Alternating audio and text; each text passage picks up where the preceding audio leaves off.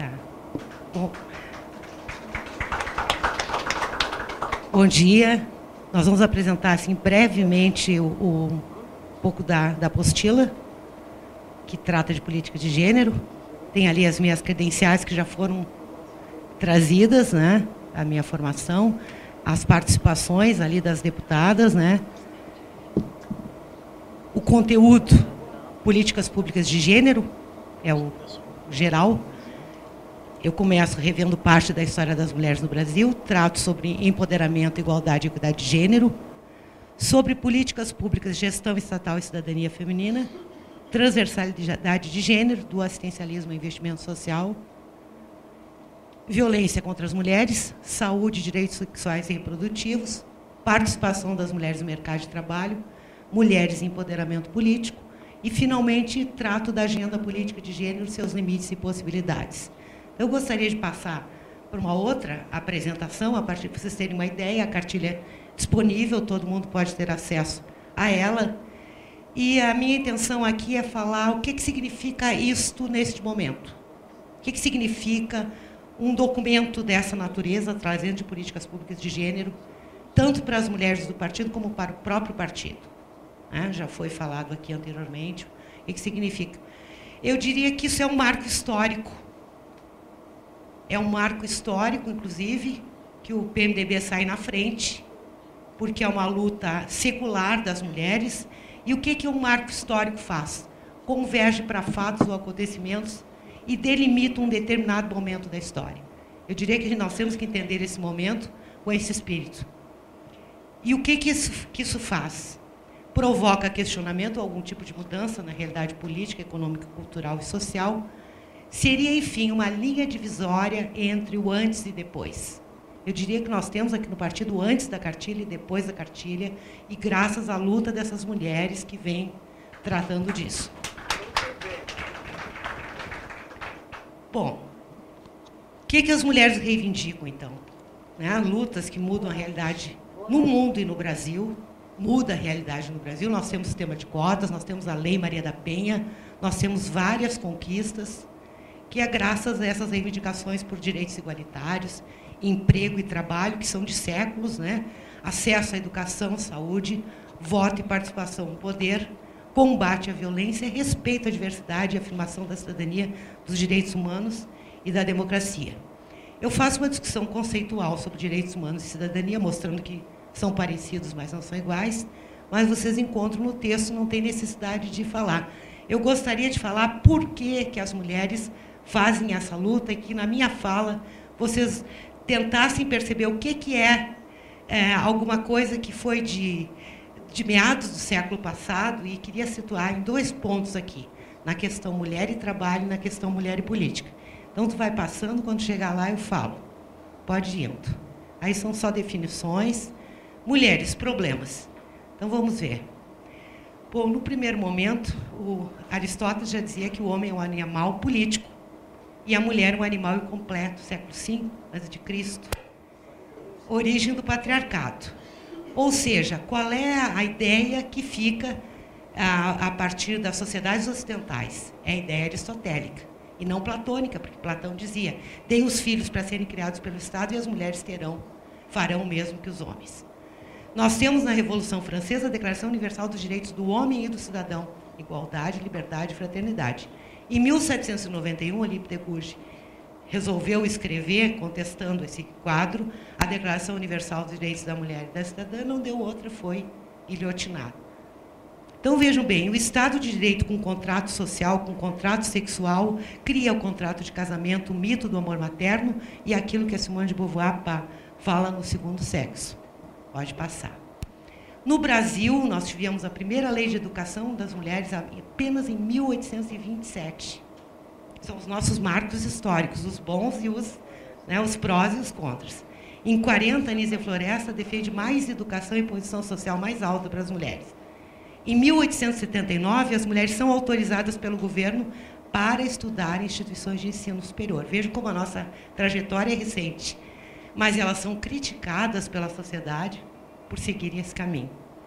Em 1972, voto feminino, é com que eu quero depois concluir essa minha fala, nós fomos acompanhados historicamente pelo Estado Novo, pela Segunda Guerra Mundial, que tira de todos o direito da participação política.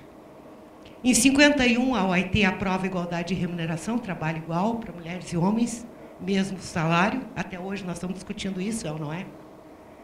Em 62, o Estatuto da Mulher Casada, ela não precisa mais da autorização do marido, porque até então precisava para trabalhar, para receber herança, e em caso de separação, ela pode requerer a guarda dos filhos. Bom, em 1988, e antes disso, a partir de 87, durante o processo constituinte, as mulheres de movimentos partidários, e o PMDB foi um dos primeiros movimentos de mulheres dentro do partido, né, que teve uma força fundamental aí, por sua afinidade com o Tancredo Neves, com a sua afinidade com Franco Montoro, no momento, de São Paulo, que cria o primeiro Conselho da Condição Feminina, que cria o Conselho Nacional dos Direitos da Mulher, e essas 26 deputadas, pela primeira vez na história, um número significativo, numa postura suprapartidária, conseguiram trazer avanços inigualáveis para as mulheres em termos de igualdade de direitos e obrigações. Em 96, nós temos a política de cotas, estou passando bem rápido porque o tempo é pouco. Em 2002, até 2002, o Código Civil dizia que, em erro de pessoa, o marido poderia devolver a mulher se ela não fosse virgem. Claro que nós, feministas, tínhamos tocado isso por terra, porque já não tinha mais sentido algum juiz julgar nesse nível. A filha desonesta podia ser deserdada. Eu falei um dia para minha filha, que hoje tem 23 anos, tu vai dormir na casa do namorado, eu posso te deserdar. Pelo Código Civil eu posso. É claro que não acontecia mais, porque nós já tínhamos revirado essa história, queimando sutiãs, quer dizer, fazendo de conta que queimávamos sutiã e calcinha em praça pública. Em 2005, o Código Penal precisa ser revisado para que a Lei Maria da Penha pudesse ser sancionada em 2006, porque violência contra a mulher era considerado crime de menor potencial ofensivo. Vejam, os marcos são muito ricos, né? Pode passar. Bom, o feminismo fez uma revolução, os estudos feministas chegaram fazendo esse caminho, descobrindo que essa coisa de lugar de mulher em casa, de política, é coisa de homem, e de mulher não vota e mulher já não está mais com nada, né? Mas continua, o senso comum ainda continua.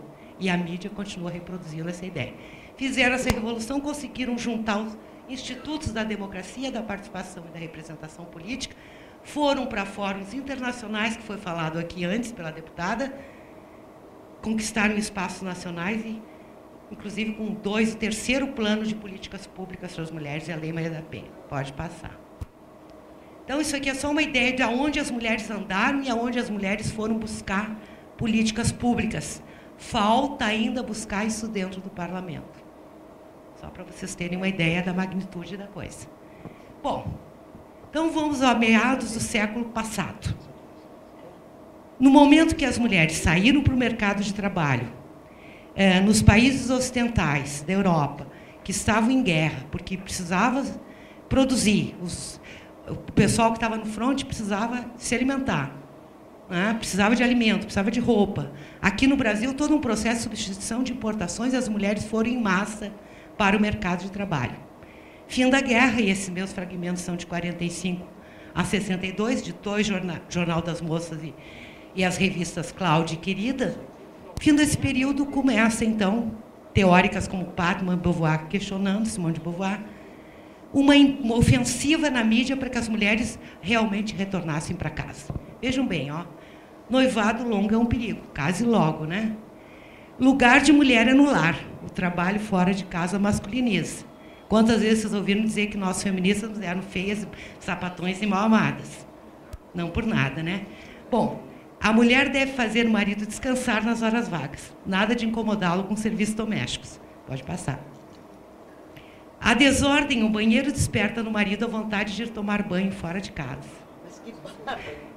Agora pensem bem o que a gente encontra de próximo isso na realidade hoje ainda. Não se deve irritar o homem com ciúmes e dúvidas.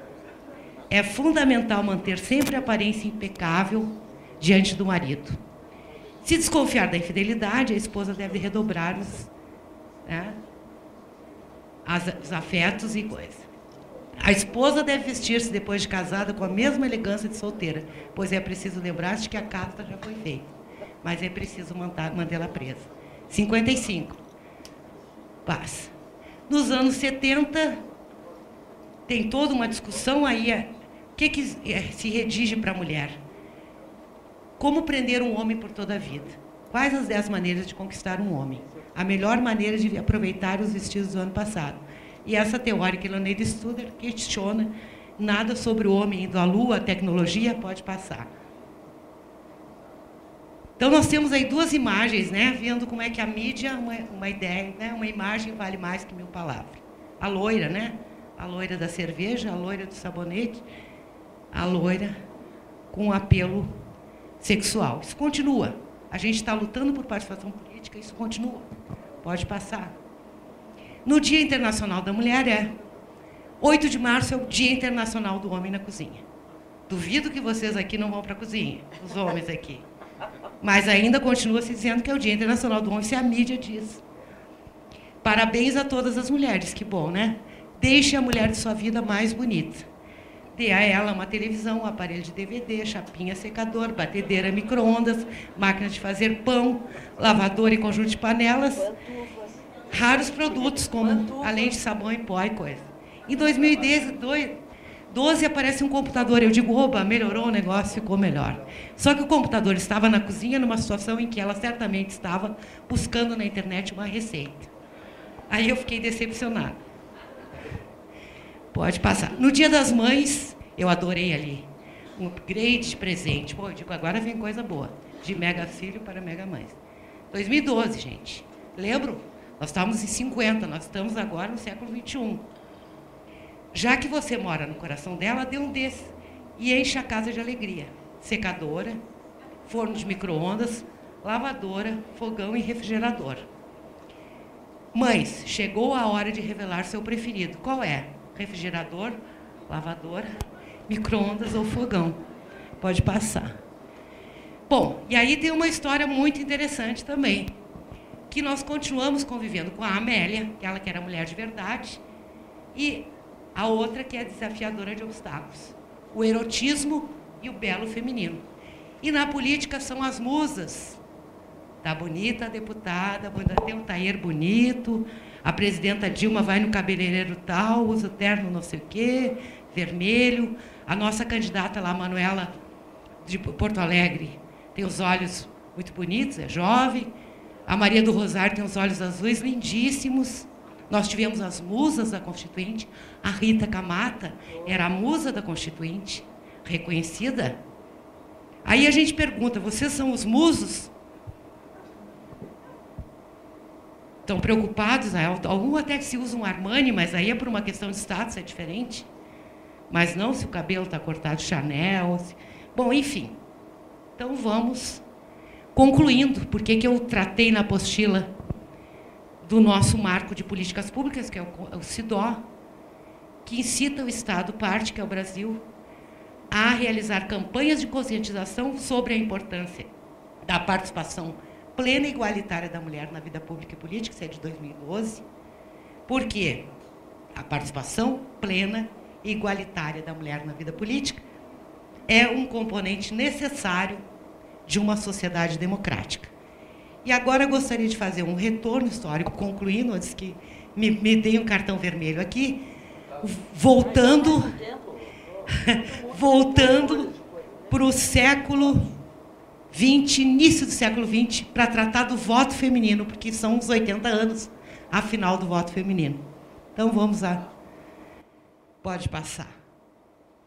Isso aqui, em 1917, o jornal O Malho fazia uma ofensiva quando o deputado Maurício de Lacerda encontrou 100 mulheres nas calçadas lá do Rio de Janeiro, de Copacabana, fazendo uma reivindicação, uma passeata pelo voto feminino. Ele disse, bom, boa essa ideia, eu vou encampar e vou fazer esse projeto.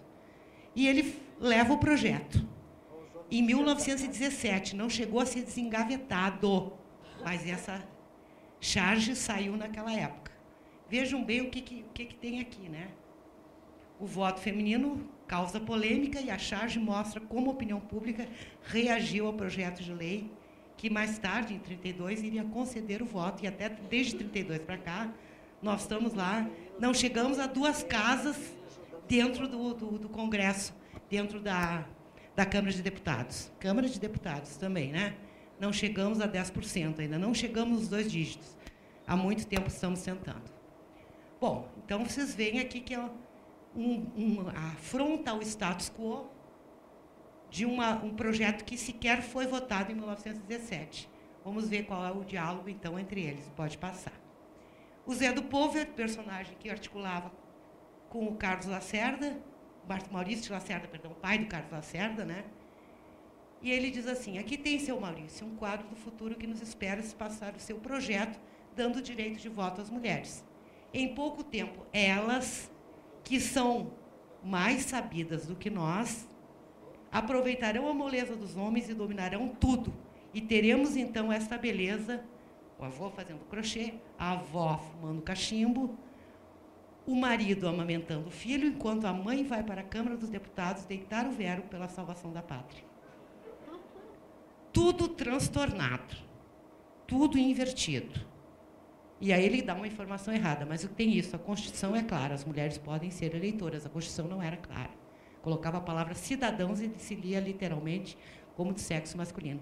E aí o que o Zé do Povo responde: pois então, viva a Constituição e o voto feminino. Talvez com as mulheres em cena nós sejamos mais homens, acudindo ao apelo do Ministério da Agricultura e indo rumo ao campo plantar batatas. Vamos fazer o que eu faço questão de fazer, dar a César o que é de César. Esta moça, na minha opinião, é a maior surpresa para nós aqui, surpresa para nós, para o grupo que não conhecia a professora doutora Jussara, porque o enfoque que ela está dando é um enfoque altamente atualizado, porque hoje nós temos determinadas formas de comunicação que fazem com que as coisas fiquem facilitadas. Ela está falando sobre um tema que é agreste, para usar uma expressão que agrada bastante aos nossos companheiros nordestinos. Ela está usando expressões que fazem com que eu parei para ouvir. Eu estava escrevendo um texto ali que eu tinha que escrever,